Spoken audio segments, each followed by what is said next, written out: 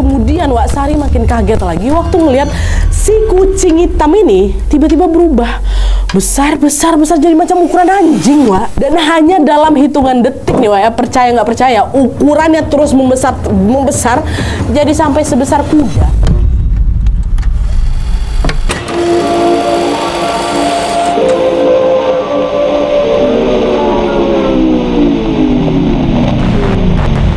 Oke, Wak, jadi kisah ini tuh dikirim sama Wak kita yang bernama Agil dari Jawa Barat. Halo Agil. Nah, kisah ini tuh terjadi pada tahun 1981 dan dialami oleh kakeknya dari pihak ibu yang bernama kakek Acep. Dan tanpa mengurangi rasa hormat, di sini aku langsung menyebut namanya kakek Acep aja, Wak, ya. Acep gitu. Jadi kita masuk ke ceritanya. Di masa itu pas Acep berusia sekitar 50-an tahun, dia dan istrinya yang bernama Sari telah dikaruniai 12 orang anak. Ibunya Wawa ini anak kedua, Wak. Acep dan keluarganya tinggal di daerah Dago Pakar, yang mana pada saat itu wilayahnya belum seramai sekarang, Wak, dan masyarakatnya masih pakai kayu bakar untuk keperluan memasak. Nah, suatu hari Acep sama Sari ini lagi nyari kayu bakar ke hutan dengan jalan kaki, dan juga waktu itu orang-orang ini masih pada jalan kaki, Wak. Lalu karena terlalu fokus mencari kayu bakar, Wak, mereka sampai nggak sadar kalau hari sudah makin sore. Sari bilang, pulang yuk Kang, yuk, keburu maghrib, ini udah banyak kok kayu bakarnya, katanya. Acep bilang, tanggung Neng, di kebun jagung juga masih ada kerjaan yang belum beres, Akang mau kesana juga, Neng pulang duluan aja, nggak apa-apa, kata si Kang Acep. Oh ya udah kalau gitu Akang nanti hati-hati ya, katanya. Nah, kebun jagung mereka ini, Wak, berada sekitar 1 kilometer dari tempat nyari kayu bakar ini, dan setiap hari Acep juga memang datang ke sana buat bersihin rumput hama dan juga mantau jagung-jagung yang mau dipanen nanti gitu loh. Jadinya Acep sama Sari pun berpisah di situ ya. Dari tempat nyari kayu bakar, Acep lanjut jalan ke kebun jagung, sedangkan Sari balik ke rumah sambil ngegendong kayu bakar yang diikat pakai jarik di punggungnya. Nah, jalan pulang yang Sari lewati ini, Wak, cukup sepi. Tapi Sari nggak takut sama sekali karena kan memang udah biasa kali bolak-balik di situ ya kan. Ditambah lagi langit juga belum terlalu gelap, Wak. Ya masih ada cahaya matahari lah, walaupun udah lumayan redup gitu. Jadi masih aman ini untuk si Sari ini pulang sendirian. Lalu di tengah jalan, Wak, waktu ngelewatin hutan bambu, Sari nggak sengaja ngelihat ada seekor anak kucing warna hitam. Dia cuman sendiri aja tuh dan kelihatan telantar lah gitu. Mungkin kepisah dari induknya, pikir si Sari. Karena kasihan, Sari pun ngebawa si anak kucing itu pulang, Wak. Kebetulan Sari ini memang pelihara beberapa kucing di rumahnya gitu, penyayang kucing. Sari ambillah anak kucing itu, ditaruhlah di atas tumpukan kayu bakar yang lagi dia pikul di punggungnya tadi tuh loh. Anteng ya Cing, anteng ya, ayo ikut aku, kita pulang, kata Sari. Nah dah tuh Sari lanjutlah ini jalan lagi. Tapi setelah jalan beberapa jauh, Wak, Sari ngerasa kayu yang dia bawa di punggungnya ini kok makin berat gitu. Padahal jumlah kayu bakar yang dibawa masih sama, Wak, ya cuman ketambahan anak kucing aja. Emang berat anak kucing seberat apa sih? Kan nggak begitu berat kan? Taruh aja enteng-enteng aja. Kok makin berat nih ya? Ini apa karena aku kecapean makanya kerasanya berat? Ya udahlah istirahat dulu lah gitu, kata si Sari. Sari nepi lah ini, Wak, ke pinggir jalan dan ngelepas itu gendongan kayu bakar dari punggungnya tadi, dan si anak kucing tadi juga ikutan turun tuh, Wak, ikutan diturunin gitu. Nah lalu setelah dirasa cukup istirahatnya, Sari lanjut jalan lagi nih. Tapi anehnya meski udah istirahat, Wak, gendongannya si Sari ini tetap berat. Kucingnya memang ditaruh di atas lagi kan, tadi cuma istirahat bentar kan. Kok masih berat juga kan, bahkan lama-lama Sari tuh ngerasa nggak kuat gitu loh, Wak. Kok makin berat ini ya? Apa karena aku udah tua kali ya, makanya jadi gampang capek kali. Ya udahlah, nggak kuat aku jalan nih, aku nunggu Kang Acep di sini aja. Nanti biar dia yang bawa kayunya, kata Sari kayak gitu. Dah, nepi lagi si Sari nih, Wak, ke pinggir jalan untuk nungguin Kang Acep balik dari kebun jagung. Karena pasti Kang Acep bakal ngelewatin jalan itu juga gitu. Nah, lalu pas si Sari nepi, dia baru aja mau ngelepas itu ikatan jariknya yang berisi kayu bakar di punggungnya ini, Wak.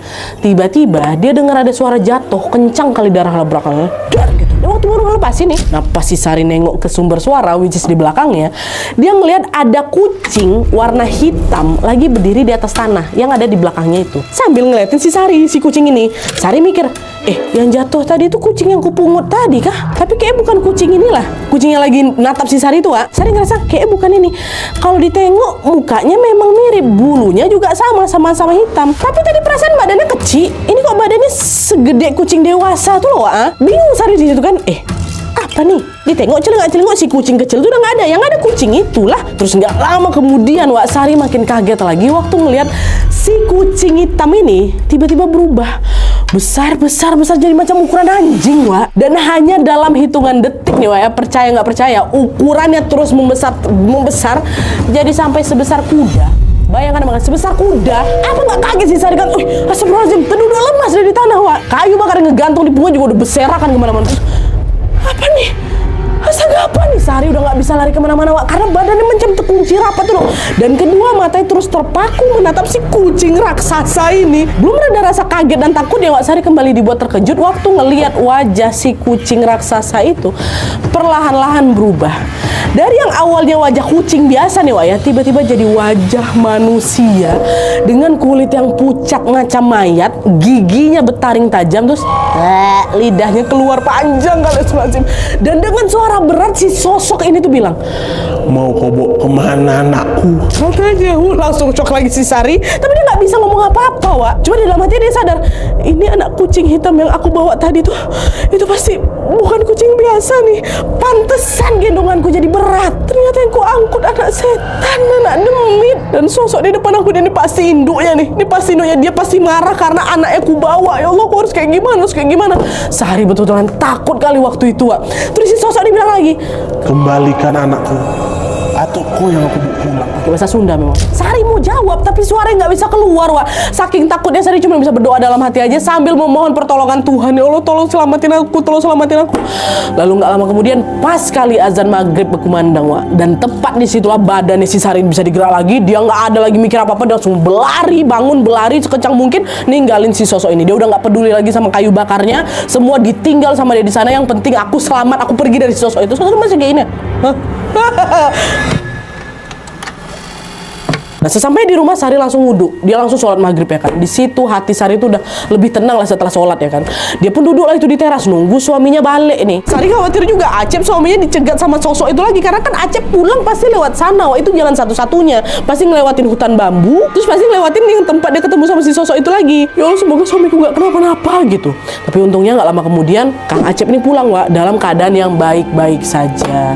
Dan waktu pulang Acep bersih-bersih bentar, ambil wudhu, sholat maghrib, barulah di situ Sari ceritakan semuanya. Kang, tadi pas di hutan bambu Neng ngeliat ada anak kucing terlantar kan, Kang. Neng mau bawa pulang nih biar bisa kita pelihara di rumah juga. Tapi ternyata kucing tuh kucing jadi-jadian, Kang. Terus ibu si kucing ini kayak marah karena Neng udah ngambil anaknya. Tapi sekarang anaknya nggak ikut sama Neng. Semua Neng tinggalin di hutan bambu itu, termasuk kayu bakar yang kita cari tadi, Kang. Maaf ya, Kang, ya nggak Neng bawa gitu. Kata si Sari ngadu sama suaminya kan. Sari juga cerita, Wak, tentang betapa mengerikannya sosok yang tadi dia lihat. Kang, dari yang awalnya cuma kucing biasa nih, Kangnya, terus berubah dia seukuran anjing. Nggak lama dia berubah lagi macam sekuda dia, Kang. Dan terakhir wajahnya berubah jadi wajah manusia. Diceritain sama si Sari sedetail itu. Nah, disimakkan sama si Acep. Terus Acep bilang, Wak, Neng, besok udah nggak usah lagi cari kayu bakar, biar anak-anak aja yang nyari. Dan yang penting sekarang Neng selamat. Sosok yang Neng lihat tadi, Neng tahu nggak? Itu bahaya loh, Neng. Jadi mending lah Neng di rumah aja, katanya. Meski Acep ini nggak ngelihat langsung gimana wujud atau sosok yang diceritain sama si Sari ini, Wak, tapi Acep bisa langsung tahu kalau si sosok ini berbahaya. Kenapa Acep bisa tahu? Ah, ini ada selipan sedikit cerita tentang latar belakangnya si Acep. Sampai akhirnya Acep tahu kalau ini berbahaya. Oke? Jadi dulu waktu si Acep ini baru berusia belasan tahun, Wak, Acep ini udah ikut perang ngelawan Belanda. Jadi waktu itu Indonesia memang lagi dalam masa revolusi kemerdekaan Indonesia, kata kakek aku. Nah, lalu pada satu momen Acep ini sempat kena tembak gitu loh di bagian perutnya. Tapi untungnya Acep masih selamat ya kan. Dia langsunglah dibawa atau diamankan, diobati di camp pejuang untuk diobati. Nah, pas di camp ini Acep ketemu lagi sama salah satu pejuang yang lainnya. Kita sebut aja lah namanya Herman. Nah, Herman ini cerita ke Acep, Cep, waktu perang di gua Belanda, aku juga pernah kena tembak. Tapi untungnya nggak mempan, Cep. Karena apa? Karena aku belajar ilmu kebal. Ilmu kebal itu penting loh, Cep, untuk pertahanan di situasi yang gawat kayak gini. Kata Herman kayak gitu. Nah, denger itu Acep tertarik langsung, Wak. Gimana caranya belajar ilmu kebal? Aku mau lah. Aku belajar dari Abah, dia guru spiritualku. Abah ini sakti kali, Cep. Dia punya banyak ilmu. Besok kalau kau udah sembuh, nanti aku ajak kau ke rumahnya si Abah ya. Dan kalau kau mau, kau bisa belajar ilmu yang lain juga kok, nggak cuma ilmu kebal aja, kata Herman. Udahlah, Wak, untuk sekarang yang paling aku butuhin cuma ilmu kebal. Aku mau belajar itu aja dulu. Kata, oh ya udah, nggak apa-apa juga. Besok kalau luka tembak kau ini udah sembuh, kita ke rumahnya Abah ya. Aku kawanin kau, kata Herman. Herman nawarin kayak gitu. Dah, singkatnya beberapa waktu kemudian luka tembak di perutnya Acep pun sembuh, Wak. Sesuai janjinya, Herman langsung lah ngajak si Acep ini ke rumah si Abah. Nah, di sana Acep betulan belajar, Wak. Betulan belajar, panjang singkat cerita dia belajar lah ilmu kebal itu sampai dia jadi jago gitu kan. Acep pun teruslah itu mempraktekkan ilmu kebalnya ini sampai Indonesia akhirnya betul-betul merdeka lah gitu. Jadi ilmu yang dipakai sama Acep itu ya untuk pertahanannya dia. Nah, selama ngilmu ke Abah ini, Wak, salah satu efek yang dirasakan sama Acep adalah mata batinnya jadi makin tajam. Makanya waktu si Sari ini cerita soal sosok kucing tadi, Acep ini langsung tahu kalau sosok itu berbahaya karena mata batin Acep ini kan makin tajam kan, Wak. Makanya Acep ini nyuruh untuk Sari udah jangan kemana-mana dulu gitu loh. Dan juga nih, Wak, setelah nengok sosok itu besoknya langsung sawan apa ini, langsung demam tinggi gitu loh Sari. Jadi gitu ceritanya, tajam matanya Acep ini gara-gara dulu pernah ngilmu-ilmu kebal gitu loh, Wak.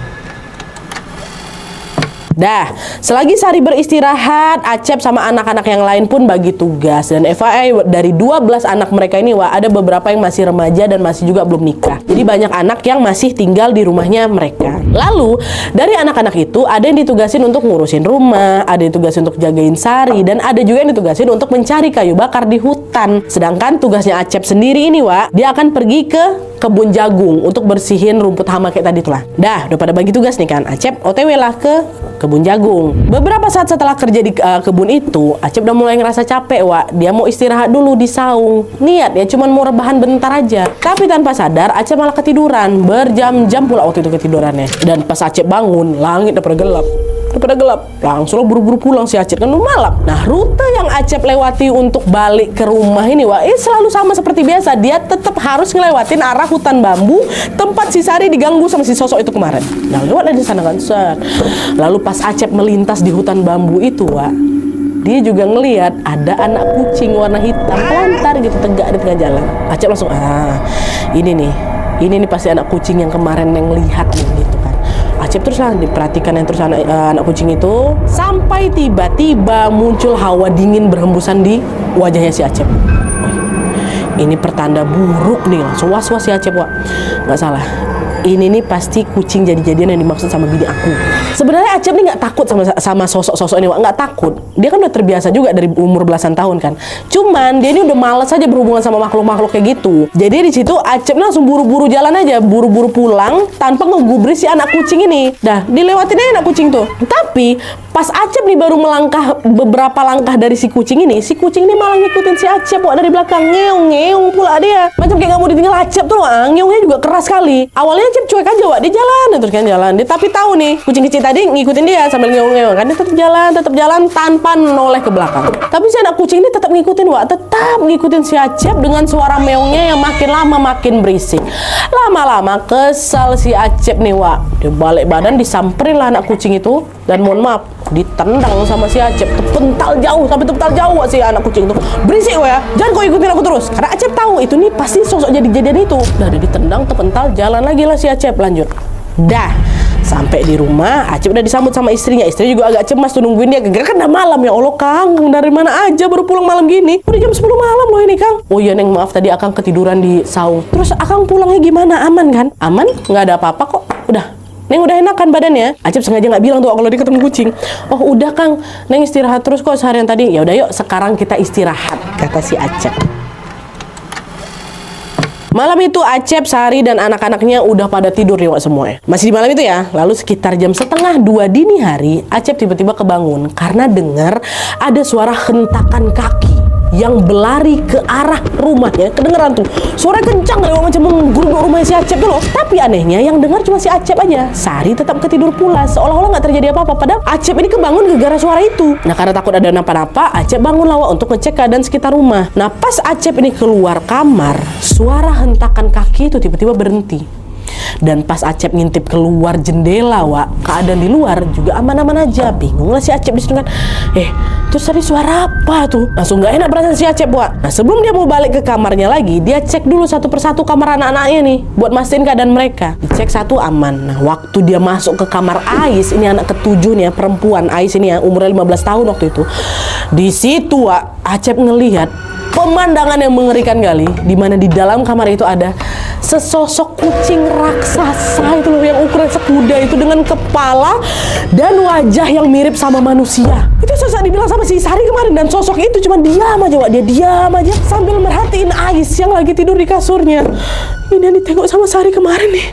Ini yang ditengok sama si Sari. Sosok itu tegak itu ngelihat si Ais. Nah, karena takut Ais ini diapa-apain, Acep langsung dibentak itu. Mau ngapain kau sini? Pergi kau. Teriakin gitu, baru noleh sosok ini, Wak. Dia ketawa, terus dia pamerin lagi gigi tajam itu.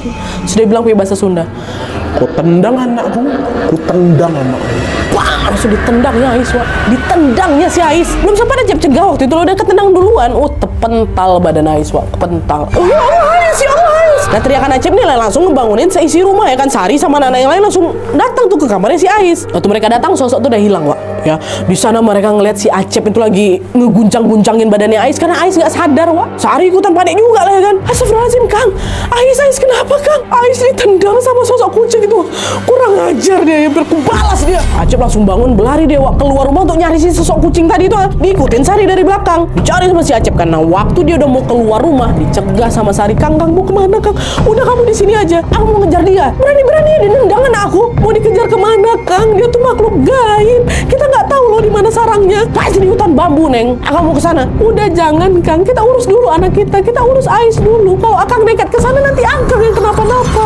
Dengar itu luluh juga perasaan si Acep, Wak. Acep balik lagi ke kamar mau ngecek kondisinya si Ais sambil berdoa semoga Ais nih baik-baik aja. Karena Ais gak sadarkan diri, Wak. Kalaupun dia kebangun ditendang bental gitu pasti kan terbangun, ini nggak buka mata. Waktu dicek lagi disadar-sadarkan, takdir berkata lain. Ais nggak bernapas, Wak. Nggak bernapas. Meninggal Ais malam. Meninggal. Wah, dengan sekejap lah dia, kata kakek aku, suasana rumah tuh langsung pecah dengan tangisan.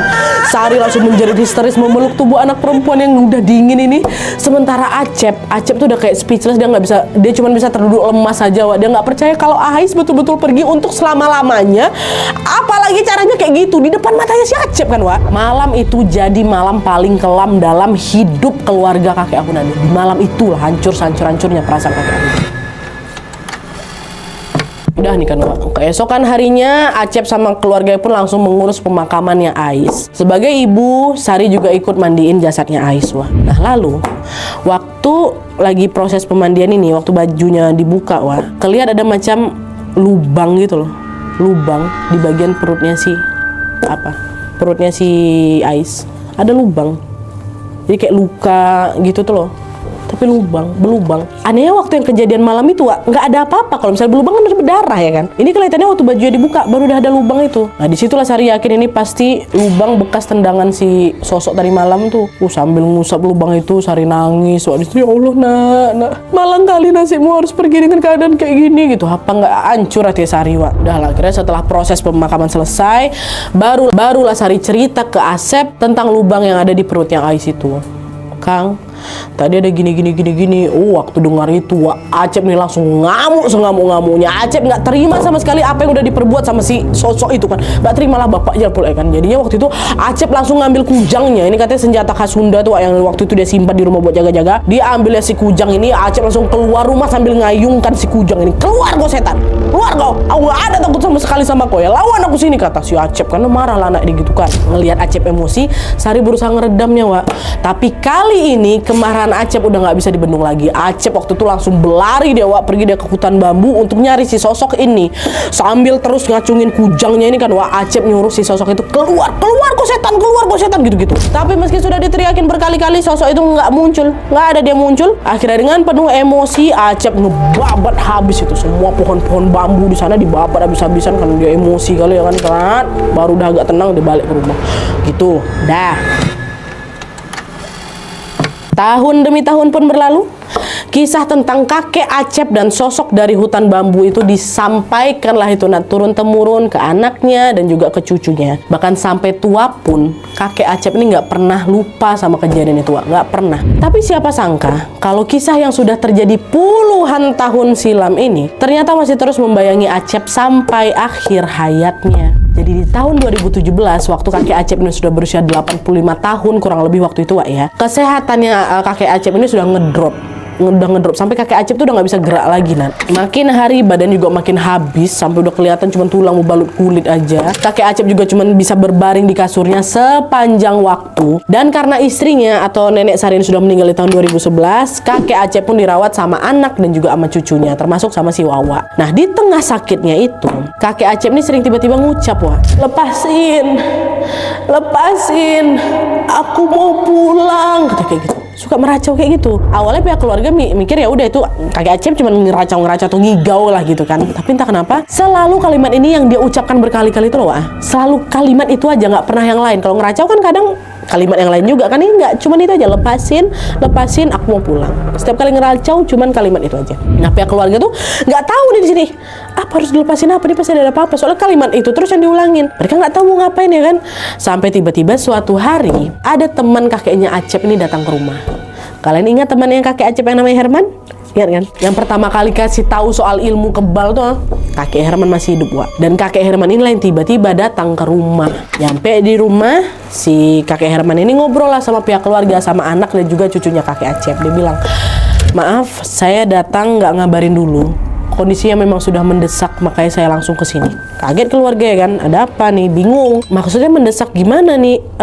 Kayak emangnya ada apa? Ini berkaitan sama Acep. Tadi malam saya mimpi ngelihat Acep dililit ular besar. Acep minta tolong sama saya untuk melepasin dia. Saya rasa harusnya sekarang Acep ini sudah meninggal, tapi ternyata ada yang menghambat perjalanannya, Dek, kata gitu. Nah, denger itu keluarga makin shock lagi loh. Emangnya apa yang menghambat kakek Acep ini? Dan gimana cara ngelepasinnya? Loh, kalian nggak tahu? Dulu kakek Acep ini pernah belajar ilmu kebal, kata kakek Herman lagi. Tahu? Kemarin sempat juga ada kejadian kakek Acep ini nusuk lehernya sendiri pakai pisau, Pak. Kayak memang kakek Acep udah pengen meninggal, tapi pisaunya nggak tebus loh. Pasti karena ilmu kebal itu kan. Nah, iya itu betul. Dulu saya juga pakai ilmu itu, dan saya yang pertama kali ngasih tahu Acep soal ilmu kebal ini. Tapi saya udah lama ngelepasin semuanya. Acep belum. Dan sepertinya ular yang saya lihat di mimpi saya tadi malam itu ada kaitannya sama ilmu kebal yang diapain sama si Acep ini. Kalau kalian izinkan, saya mau ngobrol berdua aja sama Acep. Siapa tahu saya bisa bantu. Kasihan Acep, kata kakek Herman. Pihak keluarga pun ngizinin. Lalu kakek Herman ini ngobrol berdua lah sama kakek Acep di dalam kamarnya kakek Acep, Wak. Pihak keluarga nggak tahu pasti mereka ini apa yang sedang mereka obrolkan ya. Tapi yang jelas beberapa hari setelah kedatangannya kakek Herman, Wak, kakek Acep baru meninggal dunia dengan tenang. Meninggal kakek Acep, Wak. Pastinya pihak keluarga sedih lah karena kehilangan kakek Acep kan. Tapi di sisi lain mereka juga agak lega gitu loh, karena kakek Acep udah nggak kesakitan lagi. Dengan hati yang lapang mereka pun melangsungkan proses pemakamannya kakek Acep. Belum habis ceritanya, belum. Beberapa waktu setelah kakek Acep ini dikubur, Wak, pihak keluarga ketemu lagi sama kakek Herman ya kan. Nah, pihak keluarga nanya lah ini apa yang kakek Herman obrolin sama kakek waktu dia datang kemarin. Nah, lalu di situ kakek Herman cerita lah, Wak, kalau ternyata ada sesuatu yang terjadi sama kakek Acep waktu dia pergi berlari ngelawan sosok di hutan bambu setelah dengar cerita Sari itu loh. Waktu dia pergi ke sana, waktu dia bawa kujang. Nah, itu. Jadi ternyata, Wak, sebelum kakek Acep ini ngebabat habis pohon bambu di sana, kakek Acep ini sempat kok ketemu sama sosok tuh, sempat. Bahkan nih, Wak, mereka sampai kayak macam bertarung tanda kutip kayak gimana lah caranya. Tapi kakek Acep ini hampir kalah. Akhirnya kakek Acep lari lah ini, langsung berlari ke rumahnya Abah untuk minta bantuan gitu lah. Abah si guru spiritual yang ngajarin ilmu kebalnya itu loh, pergi ke sana dengan segala ilmu yang Abah punya. Abah macam ngasih kekuatan lebih ke kakek Acep. Tapi tentu ini nggak gratis. Kakek Acep harus membayarnya dengan tumbal nyawa. Aku kasih, kau pasti menang. Tapi kekuatannya minta tumbal. Kakek Acep yang waktu itu masih kebawa emosi kali, dia nggak peduli sama syarat tumbal itu, langsung dihain, Wak, sama kakek Acep. Akhirnya Abah ngasih lah itu kodam itu atau kekuatan tanda kutip itu ke badannya si Acep. Dan kodam ini adalah ular besar. Ular inilah yang ngebantu kakek Acep ngelawan si sosok itu, Wak. Nah, makanya sosok itu berhasil macam dikalahkan gitu. Baru dibabatnya semua apa itu hutan bambu, baru dia balik ke rumah. Itu udah puas sekali hati ya, Wak. Cuman beberapa waktu kemudian suasana duka kembali menyelimuti keluarga mereka, di mana anaknya kakek Acep yang kelima, om aku namanya Kang Aceng. meninggal dunia tiba-tiba. Awalnya kakek pikir itu ulahnya si sosok ini ya kan, tapi begitu jasadnya diperiksa, Wak, kakek Acep ngelihat ada bekas luka gigitan ular tuh loh di situ. Dia nggak kepikiran soal tumbal yang udah disyaratkan itu, Wak. Dia kepikiran ini pasti balas dendamnya si sosok yang tadi. Nggak ngeh dia waktu dia tengok ada gigitan ular, barulah di situ dia sadar kalau kematiannya anaknya ini, Aceng ini, karena ulah dia sendiri. Kemungkinan secara tidak sengaja Aceng yang jadi tumbal, Wak. Wah, disitulah kakek double nyeselnya, double terpukul ya. Tapi bagaimana semuanya terlanjur terjadi ya kan, udah nggak bisa diubah lagi. Ada tiba-tiba meninggal, ada bekas luka gigitan. Lagi nggak ke kebun, lagi nggak kemana-mana, lagi di rumah. Tiba-tiba udah nggak bernyawa. Itulah kalau misalnya dicocokin sama si Acep, ini pasti udah diburu sendiri tumbalnya sama si Kodam yang disuntikin sama Abah tadi. Gitu. Oke, Wak, jadi itu tadi cerita tentang pengalaman horor yang dialami sama kakek Acep. Tapi ya dari cerita ini kalian notice sesuatu nggak, Wak? Notice nggak? Terlepas dari kejadian horornya ya, kisah ini tuh menggambarkan dua orang tua yang lagi ngebelain mati-matian anaknya. Ngeh nggak? Si sosok tadi itu marah karena kakek Acep nendang anaknya. Kakek Acep juga marah karena si sosok ini nyelakain Ais sampai meninggal. Triggernya itu kan, karena sama-sama tidak terima dua anaknya terluka, dua orang tua yang berbeda alam ini sampai bertarung habis-habisan. Ternyata mau di dunia manusia, mau di dunia jin, wah, orang tua itu bisa ngelakuin apa aja untuk ngelindungin anaknya. Dan kata Wawa, sebelum kakek Acep itu meninggal, pihak keluarga tuh juga yakin kalau kakek Acep ini udah ngelepas ilmu kebalnya itu, sudah berhasil terlepas gitu loh. Karena konon katanya orang zaman dulu itu, Wak, kalau mau ngelepas ilmu, caranya sering mandi di kali gitu loh. Nah, kata Wawa, kakek Acep ini sebelum meninggal dunia, dia tiba-tiba jadi sering mandi ke kali gitu. Mungkin itu tips dari kakek Herman apa kayak gimana, nggak ada yang tahu. Tapi memang sering mandi di kali, aku mau mandi di kali, aku mau mandi di kali gitu. Dan semoga aja ilmunya betul udah dilepas, biar tidak memberatkan langkah kakek Acep di langkah selanjutnya. Kita doakan saja semoga kakek Acep mendapatkan tempat terbaik di sisi Allah Subhanahu wa taala, dan semoga pihak keluarga yang ditinggalkan mendapatkan ketabahan, dan semoga kita semua yang menyimak kisah ini bisa memetik banyak pelajaran. Amin ya rabbal alamin. Oke, Wak, jadi sekian dulu videonya. Terima kasih banyak yang sudah menonton. Kalau kalian suka video ini, klik like-nya. Jangan lupa komen di bawah untuk ide dan saran-saran tuh selanjutnya. See you next video, Wak. Bye.